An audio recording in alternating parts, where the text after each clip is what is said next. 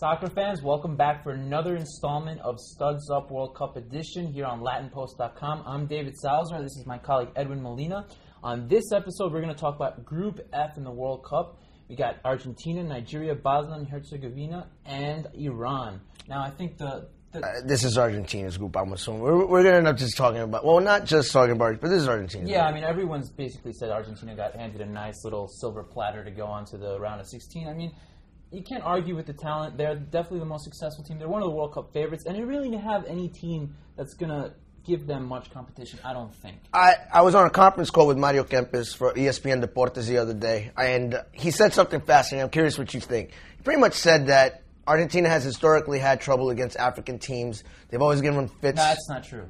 He's pumping the team's tires a little bit. Look, Argentina beat Nigeria in 2002. They beat Ivory Coast in a really hard group in 2006. Then they topped Nigeria again in 2010. So where's this coming from that they've struggled? Maybe in his time, but not recently. Not recently. And let me tell you something about Nigeria. They struggled. They didn't win a single game in the last World Cup. They are the reigning African champions, but this is a golden opportunity for them and African nations in general, because I don't know about you, but most of the African teams are stuck in really hard situations. Nigeria, this is a golden opportunity. Bosnia and Herzegovina is making their debut on the World Cup stage, and Iran, no one knows much about Iran. They're not really a heavyweight team. If anything, they'll be lucky to get a point, maybe score a goal in this tournament. Again, going on the Kempes interview, he said something along the lines. I asked him about the Asian and the African teams, and he said that he doesn't expect them to do as well. Mm-hmm. He really doesn't on this side. He's not sure that teams like Nigeria are there yet to be able to hang, especially coming to this side of the hemisphere. Mm-hmm. He feels like that's going to be a little bit of an adjustment for them. Nigeria might have a nice advantage with the weather. They might feel like they're right at home. Something in Bosnia, for example, might not be ready for. And it's going to be humid. It's going to be humid. Interested, did you talk about Messi at all? Yes, actually, yes. We did talk a little Messi. Basically, he was mad about he seemed a little angered by the, Pele Maradona comparisons. He feels that's a media-made debate. Mm-hmm. Which is, I think that's a fair argument. But he did say that it can't be all on Messi. He did say they have to play as a team. They have to, and he doesn't have to be a prolific scorer. He just has to be a part of the team, that he has to make the passes, make the right decisions. Right.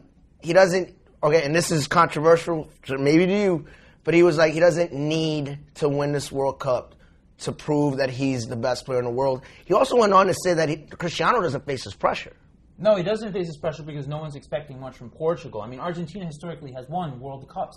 Portugal's never done that. So you can make the argument that Ronaldo doesn't have as much pressure. He does need to play well in the World Cup, though, because Ronaldo has not, and we'll talk about that in another segment. But for Messi, I think he really needs this World Cup badly. Of course, he has Sergio Aguero, he has Angel Di Maria, he has Gonzalo Higuain. The problem for Argentina is, can they defend? I mean, you can't forget about the fact that they were blown out 4-0 by Germany in 2010. Yeah. And this is not a much better defense. Their goaltending is a little bit questionable as well. They'll have the advantage that this is going to be an attacking World Cup in the sense that we're going to see a lot more aggressive in the South America. But I still think Messi really needs a run, and especially because he was handed a nice, easy group to get through to the semifinals. He definitely needs to make a big statement in this World Cup. He can't go through another World Cup without scoring a single goal. He has not scored a goal in the World Cup stage. So who do you think? Argentina's going to win the group. Who's going to get second place for you? I don't know much. I haven't seen much of this Bosnia team. I'm going with Nigeria on my gut, and I've seen more of them. Bosnia is kind of a little bit of a mystery to me. I don't know what to expect out of Iran. Much like the country itself and its politics, I don't know who's going to show up or what's not. I'd have to say Argentina wins it. I'm going to lean toward Nigeria because Bosnia has never played, but I wouldn't disregard Edin Dzeko and company. They're pretty good. Thank you very much for joining us on this segment of Studs Up World Cup Edition. Please stay tuned for our Group G preview, which I know a lot of American fans will be looking forward to. And find us on Twitter, Facebook, or LatinPost.com. I'm David Salazar. This is my colleague Edwin Molina. Thank you very much.